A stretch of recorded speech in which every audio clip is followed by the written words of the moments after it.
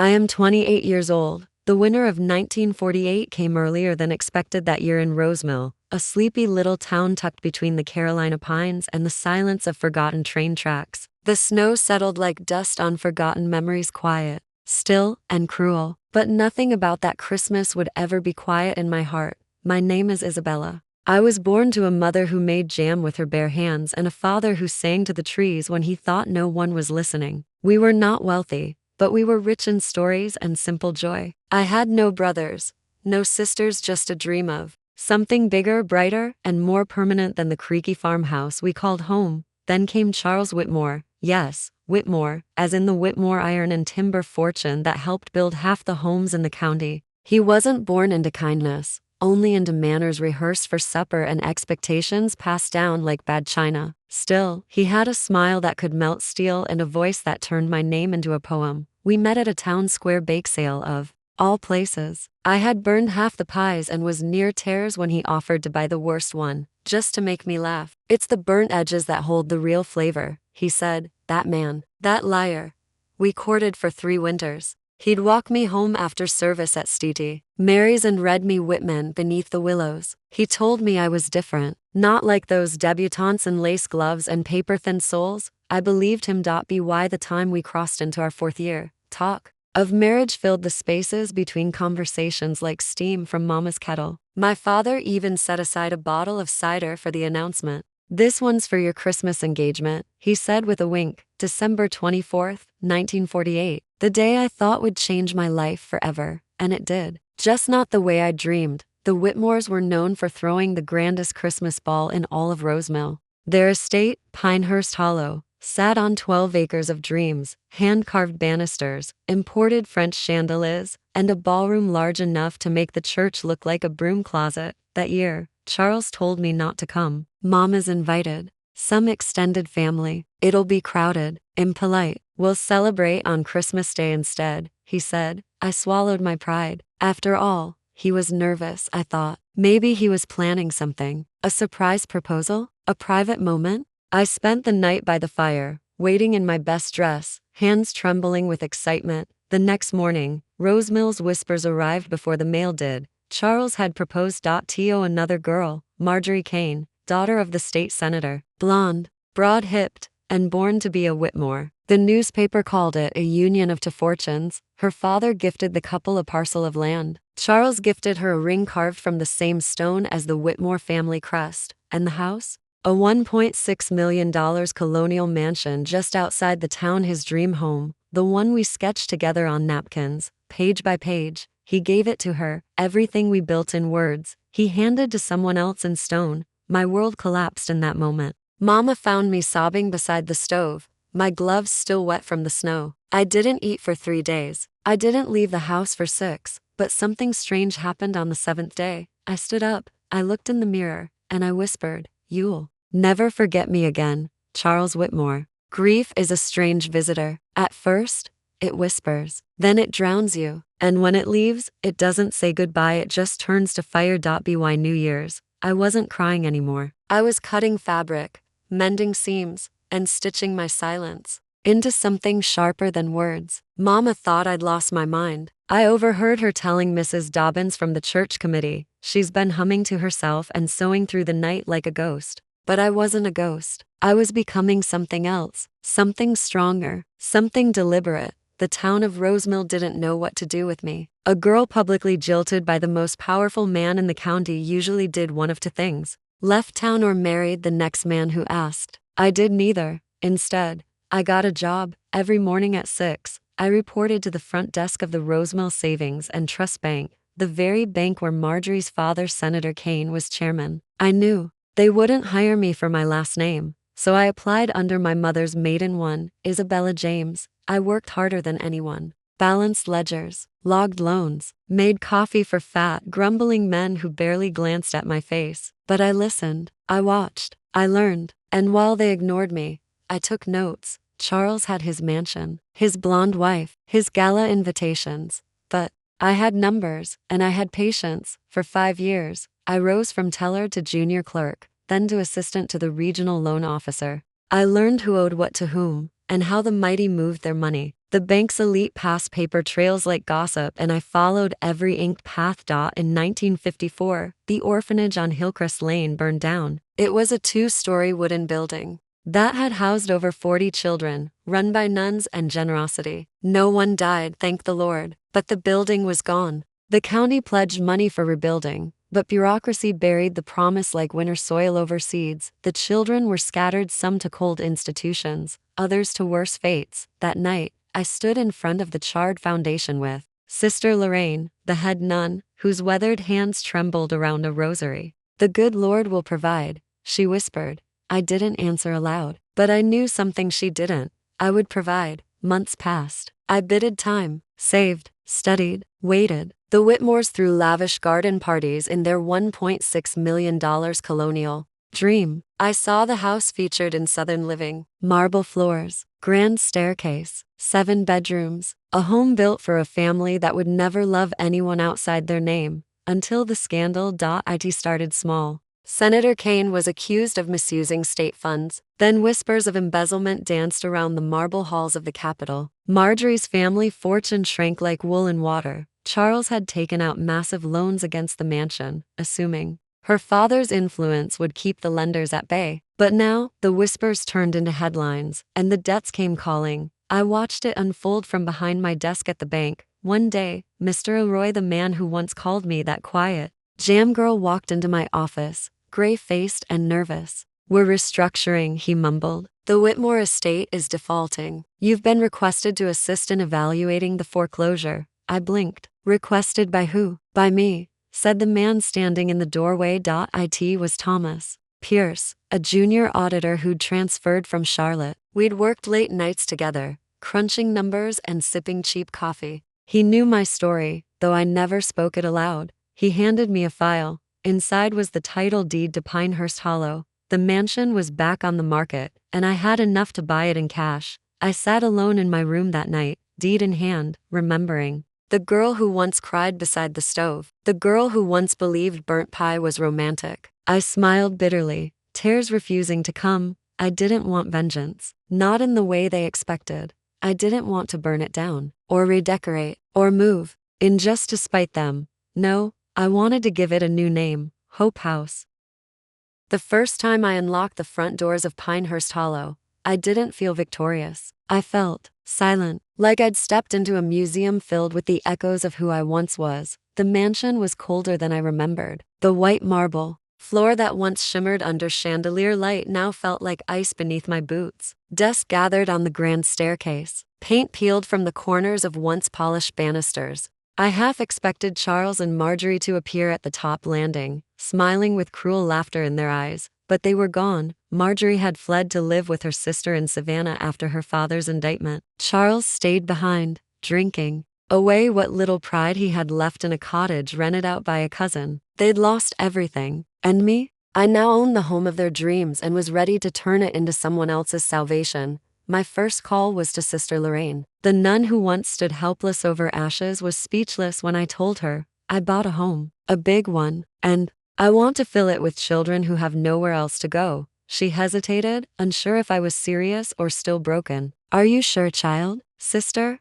I've never been more certain of anything." Within weeks, Hope House was registered with the county as a private orphanage. I sold my father's old land to fund the first phase of renovation. Townsfolk whispered behind gloved hands that Whitmore girls' cast-off is turning their ballroom into a children's bedroom. But I didn't flinch. I invited the whispers. I built a future with them. The ballroom became a dormitory with 12 beds. The smoking room became a reading nook. The wine cellar, a pantry stocked with dry goods and jam Mama's old recipe. The nursery Marjorie once planned for her first child became the art room, where crayons and finger paint colored walls that once held silence. People began to volunteer quietly at first. A widow named Mrs. June brought knitting needles and taught the girls to stitch. A man named Eli, once a banker like me, now long retired, donated books from his attic. Even the mayor's wife, who once toasted the Whitmores in that very parlor, dropped off coats when no one was looking. And the children. Oh, the children. They came to us scared, skittish, starved for touch and tenderness. But slowly,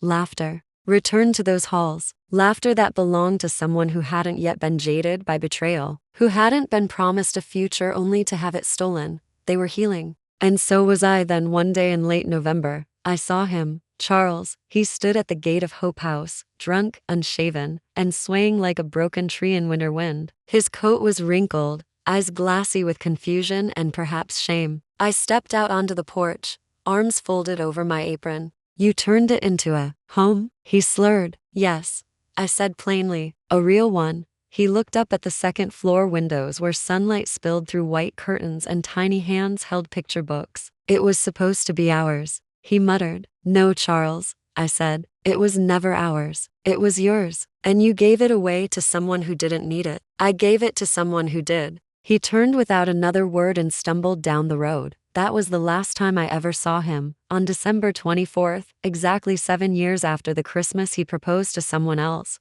Hope House held its first Christmas festival. There were no ball gowns, no violins, no champagne towers, but there was warmth, real warmth. Fireplaces crackled, carols rang out in off-key voices, and the children each received a handmade toy wrapped in pages from old novels. One girl, Anna, tugged on my sleeve and asked, Miss Isabella, why do you smile so much even though you don't have a family? I knelt beside her and replied, because I do now. And I meant it. As the snow fell that night and candles flickered from every window of the once grand mansion, I realized I had found something Charles could never give me, peace. The weeks that followed that first Christmas at Hope House were quiet and bright. The children had finally begun to sleep through the night without crying. Sister Lorraine and I took turns reading bedtime stories, and every morning, a small army of eager faces helped me knead dough and fold laundry. The house, once so hollow and grand, now throbbed with purpose. Still, there was a part of me that hadn't quite settled, not out of regret but out of responsibility. Charles' drunken visit haunted me, not because I still cared for him, but because I saw something in his eyes that felt familiar. That stunned, fractured expression. I'd worn it once too, and despite everything, I didn't want to see him in that way. I began to write Dottie first. The letters were drafts, torn pages tucked into the kitchen drawer. Then, one day, I sealed one and walked it down to the post office. No return address, just a short note. You once used this house to impress. I've used it to protect. Merry Christmas, Charles. I didn't know if he'd reply or even read it. But that wasn't the point. I wasn't angry anymore. I wasn't even sad. I was free. Spring came, and with it, more children. County officials started referring cases to Hope House regularly. The mansion that once held lavish wine tastings now held group therapy circles. I hired a nurse, Miss Jane, then a schoolteacher, Mr. Ellis, a war veteran with a heart too big for chalkboards alone. Every child came with a different wound, some visible, others buried deep. But we wrapped them all in kindness. And I told them, again and again, this place isn't charity. It's your home. We painted murals, planted a garden, built a swing set from old oak beams. Hope House stopped feeling like a project. It became a legacy. Then on a warm Thursday morning, something strange happened. A stranger showed up at the front door, tall, dark-haired, wearing a gray hat and a patched suit. He carried a small satchel and wore a serious look softened only by the gentle curve of his smile. Miss Isabella? He asked. Yes. Name's Graham Miller. I heard you're doing something rare in this part of the world. Thought I might be of use. I eyed him skeptically. Use in what way? He held up a blueprint. I'm an architect, and I have an idea. Graham had grown up in the city, orphaned himself at 11. After serving in Korea, he'd returned with a limp and a longing to build something that couldn't be destroyed by bombs or bitterness. I want to build wings, he said. Not for flying, for healing. He proposed expanding Hope House. A library, a proper school wing, even a chapel. He offered to do it all for half the market rate, and for the first time in years. I felt my hands tremble, because someone else believed in this dream too. The board approved the expansion by summer. I handled the permits and Graham led the construction. We worked side by side, hauling planks, measuring walls, scribbling changes. By candlelight, he laughed often, especially when I'd bark orders like a general. You don't have to do everything yourself, you know, he'd say, but I did. Or I had until now. One night, as we stood outside the new wing's frame, watching fireflies swirl above the rafters, Graham turned to me. Why here, Isabella? Why not just leave it all behind and start over? I looked at the mansion behind us, now glowing with life in every window. Because this place once broke me, I whispered. And now, I want it to make others whole. He didn't say anything for a moment, then softly, then I think you've already won. I smiled, but didn't reply, because the truth was, I hadn't built Hope House to win. I'd built it so that no girl would ever cry the way I once did on Christmas night, wondering why she wasn't enough. It was nearly a year since I bought Pinehurst Hollow and transformed it into Hope House, and the final stone of the new East Wing was being laid by Graham's crew when Sister Lorraine pulled me aside. Her expression was tight, her voice lower than usual. You may want to sit for this. She handed me a telegram. I hadn't received one in months. It read, Charles Whitfield deceased. Stop. Funeral to be held Monday at St. Paul's. Stop. I stared at the words for what felt like minutes. The page curled in my hand. My stomach didn't twist with grief or bitterness or satisfaction, just stillness. Charles Whitfield, once my future was gone. And no more drunken visits. No more slurred apologies. No more wondering if he ever regretted the decision that shattered me on that cold December night so long ago. I surprised even myself when I whispered, I should go. Sister Lorraine didn't try to stop me. On Monday morning, I borrowed the old blue coat from the pantry closet, pinned my mother's brooch to the lapel, and walked to St. Paul's. It was a cold morning, brittle and gray, the kind of winter day that reminded you to breathe deeply because you were alive. The church was nearly empty. A few scattered men in dark suits, no family I recognized, not even Marjorie, just a pine casket and silence. I sat in the back pew unseen. I wasn't there to make a point. I was there because part of my story had just ended. The minister read a short passage from Proverbs: pride goeth before destruction, and a haughty spirit before a fall. Fitting. I thought. And no one cried, not even me. When I returned home, Graham was tightening bolts on the new swing set. He looked up as I stepped onto the porch, his gaze steady and warm. You okay? He asked. Yes, just needed to close a door. He didn't ask which. He didn't need to. That night, I wandered into the old master bedroom, the one Charles once showed me with pride, telling me it would be ours someday. I hadn't touched it since the children arrived. I left it mostly sealed, the air stale and untouched. But now, I opened the tall windows, letting the winter breeze sweep through. I pulled the heavy drapes down, one by one, dismantled the grand vanity, packed up the faded portraits, and in the final drawer of the armoire, I found a small, velvet ring box. I opened it. It wasn't the ring he gave Marjorie. It was mine, the one he'd returned the day he left. I must have thrown it in there before locking the room. The diamond was small, modest, but the weight of it in my hand was heavy with memory. I didn't cry. I walked downstairs, stepped out back, and tossed it into the river behind the orchard. It sank instantly.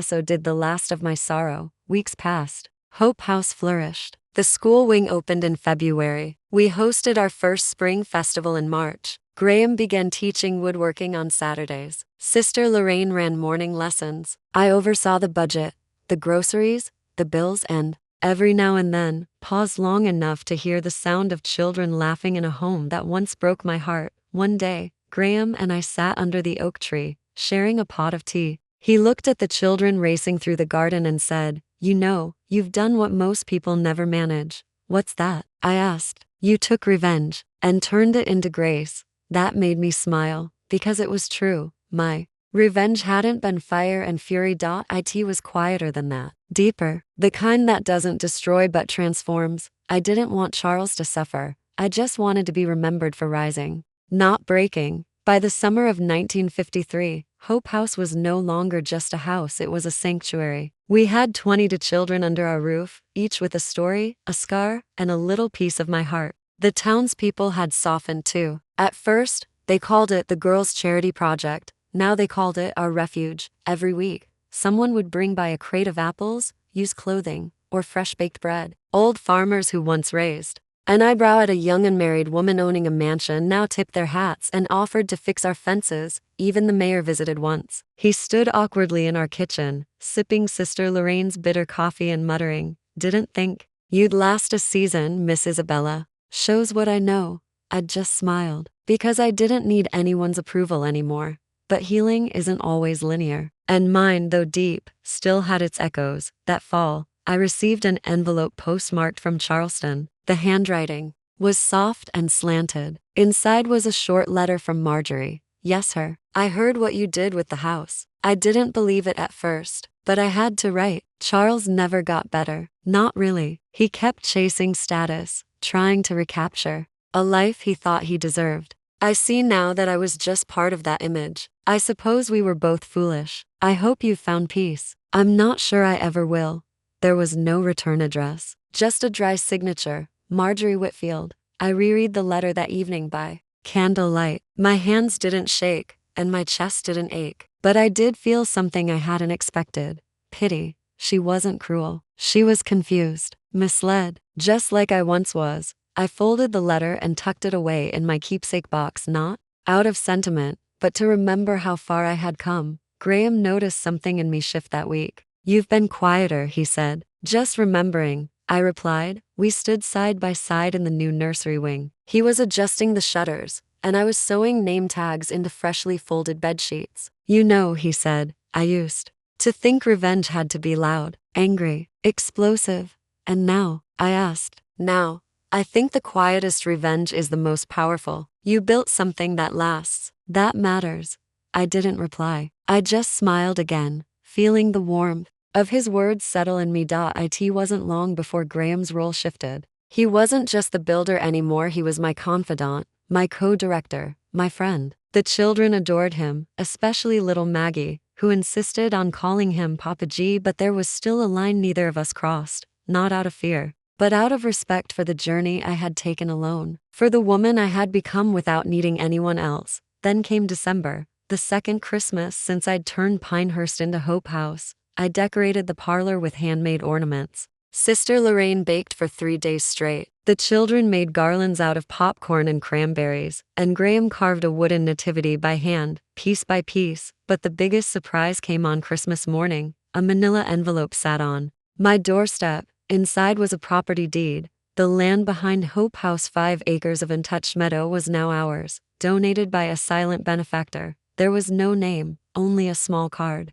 For what you turned grief into something beautiful. Merry Christmas. I stared at it for a long time. Was it Marjorie? A town official? Someone from Charles' past? I'd never know. But it didn't matter, because love had come full circle. That evening, we sang carols under the snowy sky. The children lit candles and placed them along the porch railing. As I watched their faces glowing in the firelight, I realized something. The house I had once imagined would hold a wedding now held purpose. The man I once thought I couldn't live without had become a distant shadow. And I, Isabella, once heartbroken and discarded, had become the light for others.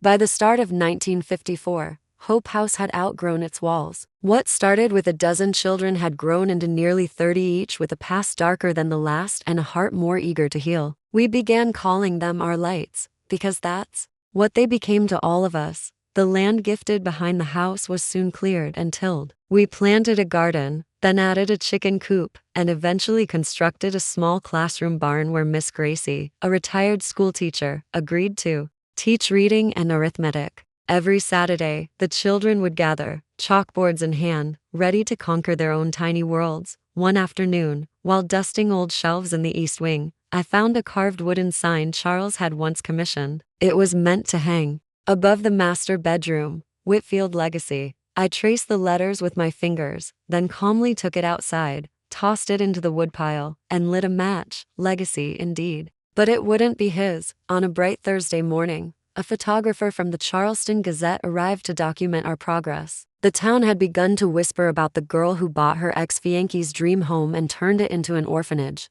Now, it was a headline. The article came out the following week. The Woman Who Transformed Her Heartbreak into a Haven, by Eleanor Kesslerth. Story told of the betrayal, but gently focusing not on scandal, but on resurrection. Of how I turned a $1.6 million estate into a sanctuary. Of how every child at Hope House now had not only a bed, but a family. We pinned the article to the hallway wall. Sister Lorraine cried when she read it. Graham, ever modest, just nodded and went back to repairing the banister. That summer, I finally allowed myself to rest just a little. I would sit beneath the apple trees in the back orchard, listening to laughter echo across the lawn. Sometimes Graham joined me, handing over lemonade and quietly carving toy boats or animals for the kids. One day, as we watched the children play, he said something I hadn't expected. "You know, Isabella, there's no reason you have to carry this alone." I looked at him. His eyes were sincere. No pressure, no strings. "I don't mind carrying it," I whispered, "but it's good to know someone would help if I ever got tired." That was enough. For now. Later that week, a surprise arrived, letters, both stamped from New York. One was from the state welfare office. They'd heard about Hope House and wanted to explore a potential partnership, possibly funding a second location in the northern counties. The second was from a woman named Miss Lillian Drew, a philanthropist and war widow who'd recently read about me in the Gazette. She offered a $10,000 grant to support educational needs. "Any woman who can turn heartbreak into harvest is worth investing in," she'd written. I held that letter for a long time, then looked at the orchard, the house, the porch filled with booths and coats and noise, and I thought this was never about revenge. It started that way, yes, but now it was about rising higher than they ever thought I could. On the last day of summer, Graham and I stood atop the new treehouse with the children cheering below. He looked out over the land, the fields, the barn, the white house with green shutters, and said, "I think you've built more than a home, Isabella." "What do you think it is?" I asked. "A fortress made of grace." His words hit me deep, not because they were poetic but because I knew they were true. I had once dreamed of being Mrs. Whitfield, wearing a satin dress, holding a bouquet, dancing in this very parlor on Christmas night. Now, I dance barefoot with children whose laughter rewrote my past. I didn't need the ring, the name, the title, because I had something bigger, purpose, and nothing, not betrayal, not money, not heartbreak could take that from me now. Autumn swept into South Carolina in deep golden waves. The apple trees bore their final fruit, and the fireplace glowed earlier each evening. The children at Hope House had taken to reading poetry by lantern light, while Sister Lorraine taught them songs she learned as a girl in Kentucky. It was during one of those chilly October nights when the air felt heavy with memory that I received a knock at the door. I opened it to find Charles standing on the porch. His once confident posture had shrunk. The crisp gray suit he wore looked like it hadn't been pressed in weeks, and his eyes, those same pale blue eyes that once promised me forever, seemed dim and tired. "May I come in, Isabella?" he asked, voice nearly a whisper. For a long moment I said nothing. My hand tightened around the doorframe. Behind me, I could hear the laughter of children in the parlor, and the warm scent of cinnamon filled the hall. He didn't belong here anymore. This world was not his to step into. But I was no longer the broken woman he'd left on Christmas Eve years ago. "Only for 5 minutes," I replied. "No more." He sat stiffly in the parlor, looking around at the once polished room now transformed by handmade quilts, mismatched chairs, and drawings on the walls. He looked out of place. "I hardly recognize the house," he murmured. "That's because it's not yours anymore." He flinched. "Marjorie left me," he said, almost bitterly. "Not that you'd be surprised. I'm not." There was silence. "She said I couldn't let go of the past," he went on. "That I was haunted by what I'd done to you." I tilted my head. "And are you?" "Yes." He looked down. "When I heard what you did with the house, I thought it was revenge, at first. But then I read about the orphanage, the children, the grants. I realized this wasn't about me at all. Was it?" I didn't answer. I didn't need to. He looked up, eyes suddenly glassy. "I came here to ask for forgiveness."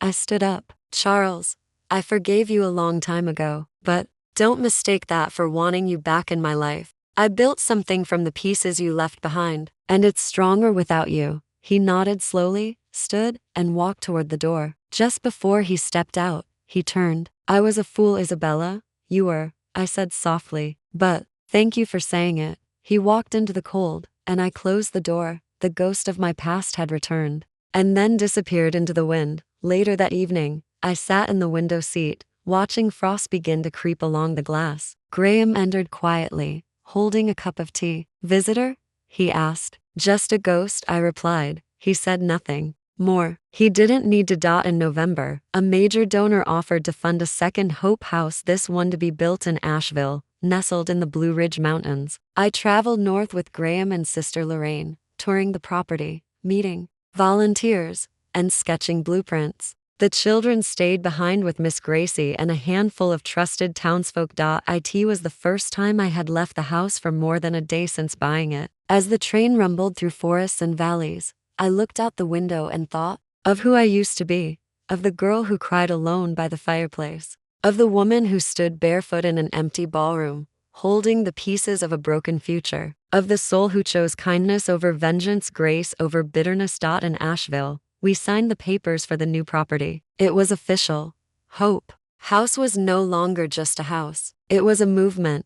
We returned home days before Christmas. As I stepped through the doors, the children screamed my name, wrapping their arms around my waist, laughing, shouting over one another. Miss Isabella, we missed you. Did you bring snow? Can we open presents early? My heart, once shattered, was now whole and overflowing. That night, as I tucked in the last child and blew out the candles, Graham met me in the hallway. You ready for Christmas? He asked. This year, yes, I replied. He smiled. You're not haunted anymore. No, I said, nodding. I'm free. December 24th, 1955, arrived blanketed in white. Snowflakes drifted lazily over the rooftop of Hope House, frosting the windows and turning the old estate into something out of a storybook. It was the first white Christmas we'd had in years, and the children squealed with joy as they rolled snowballs and built lopsided snowmen in the yard. Inside, the hearth blazed with warmth. Sister Lorraine baked spiced cookies in the kitchen, and Miss Gracie helped the children make paper garlands, which we strung across the parlor walls. The air was thick with cinnamon and pine, laughter and music. I stood in the hallway, holding the small wooden star I'd carved with Graham's help, our tradition now. Not the glimmering crystal ornament Charles had once promised me, but something simpler, more honest. I placed it gently atop the handmade tree standing in the center of the parlor. The children clapped. For them, it was just a star, but for me, it was a declaration. I am no longer broken. I am rebuilt.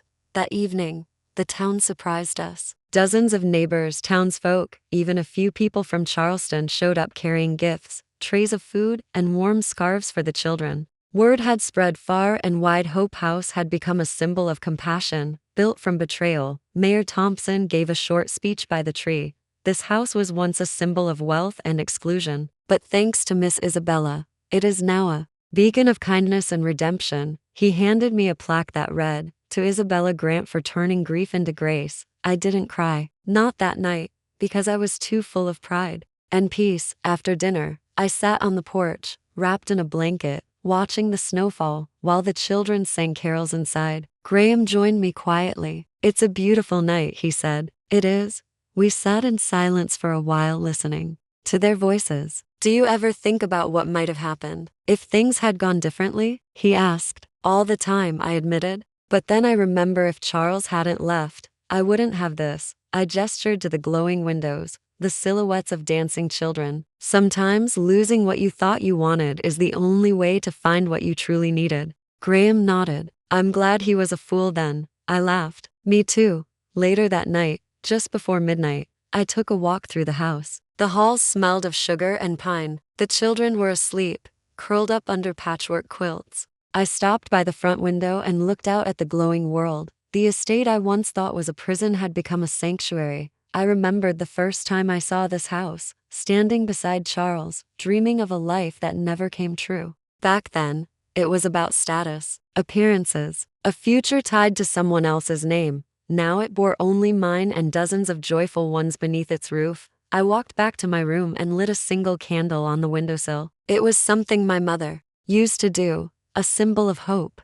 And this home, this life, was built entirely on hope. At dawn, the children stormed the halls, screaming Merry Christmas. With socked feet and messy hair, we opened gifts, played games, drank hot cocoa, and filled the day with stories. But the real gift, I knew, wasn't wrapped in ribbon. It was the strength to begin again, the power to rewrite your ending, and the courage to turn betrayal into blessing. Years passed, and with each one, Hope House grew stronger. By 1958, we had opened 3 more homes across the Carolinas, each built in towns where children had been forgotten and hearts needed mending. I never sought recognition, only purpose. But still, articles began appearing in local papers with headlines like, "Widow transforms broken heart into homes for the orphaned, from betrayal to blessing." the woman who gave Christmas back to dozens, and though my name was printed, what mattered most were the names of the children who now had futures, real futures. I never married again, not because I couldn't,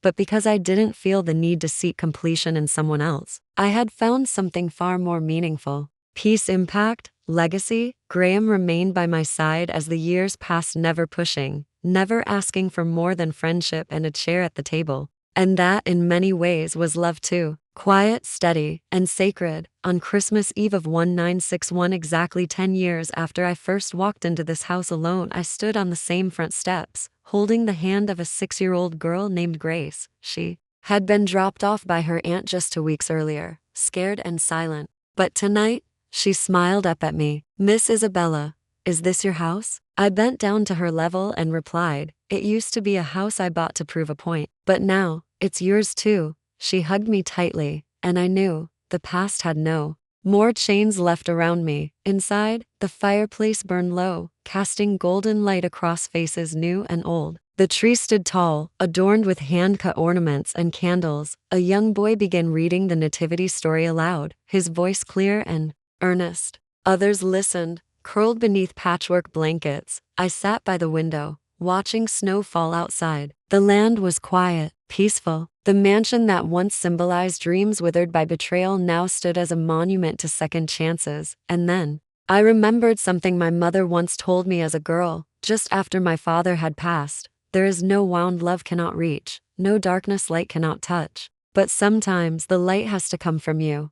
I hadn't understood it then, but now, I lived it. Before bed, I walked the halls one last time, checking on the children. Some slept with stuffed bears, others with worn-out books. On one bed was a picture drawn in crayon, a smiling woman with brown hair, standing in front of a big house with children all around her. The words below read, "Miss Isabella's forever home." I smiled, and finally, I cried. Not from pain, not from regret, but from joy, from triumph. Because when he proposed to another woman on Christmas, he thought he'd shattered me, but instead, he gave me the spark to build something indestructible. He built me. Reflection questions for viewers. Do you think Isabella made the right choice never confronting Marjorie directly? Would you have forgiven Charles if you were in her place? Can heartbreak truly lead to something greater? Or does it always leave scars? Subscribe to more revenge stories. Share, like, comment.